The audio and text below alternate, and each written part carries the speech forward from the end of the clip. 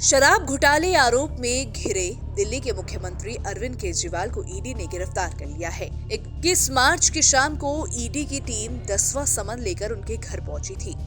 ED की team ने शराब घोटाले में पूछताछ के बाद केजरीवाल को गिरफ्तार कर लिया। केजरीवाल को पहले से इस मामले में अपनी गिरफ्तारी का डर सता रहा था।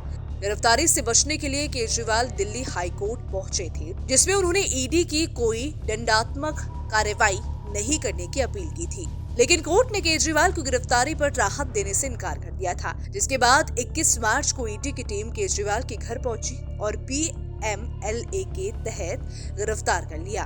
वहीं केजरीवाल को 22 मार्च को स्पेशल पीएमएलए कोर्ट में पेश किया जाएगा और ईडी पूछताछ के लिए उनकी हिरासत की मांग करेगी। दिल्ली के सीएम ने 21 मार्च की देर रात अपनी गिरफ्तारी को चुनौती देते हुए सुप्रीम कोर्ट का रुख किया है।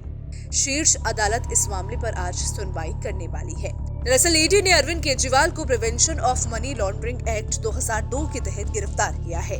उसमें जमानत मिलना बहुत मुश्किल होता है। ये कानून साल 2002 में पारित हुआ था और इसे 1 जुलाई 2005 को लागू किया गया था। इस कानून का मुख्य उद्देश्य मनी लॉन्ड्रिंग को रोकना है। साल 2012 में पीएमएलए में संशोधन कर बैंक को, म्यूचुअल फंड्स, बीमा कंपनियों को भी इसके दायरे में लाया गया। इस कानून की धारा 45 में आरोपी की जमानत के लिए 2 कठोर शर्तें हैं।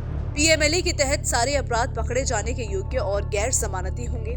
इस कानून में अग्रिम जमानत का प्रावधान नहीं है।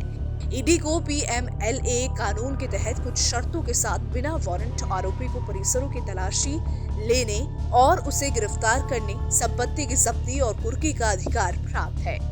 पीएमएलए के तहत अरेस्ट होने वाले को ही अदालत में ये साबित करना होता है कि उस पर लगे आरोप बेबुनियाद है। जेल में रहते हुए आरोपी के लिए खुद को निर्दोष साबित कर पाना आसान नहीं होता।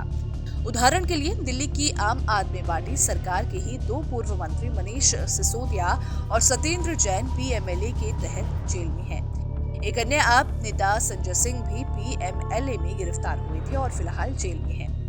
मौजूदा सरकार ने 2018 में पीएमएलए में एक और संशोधन करते हुए इसकी धारा 45 में आरोपी की जमानत के लिए 2 कठोर शर्तें जोड़ दी थी। ये 2 शर्तें थी: जमानत याचिका के खिलाफ लोक अभियोजक को सुनने के लिए अदालत के पास ये मानने के लिए उचित आधार हो कि आरोपी अपराध का दोषी नहीं है, और जमानत पर रहने के दौरान उसके द्वारा कोई अपराध करने की आशंका नहीं है। पीएमएलए में इस संशोधन को लेकर सुप्रीम कोर्ट में करीब 100 याचिकाएं दायर हुई थी।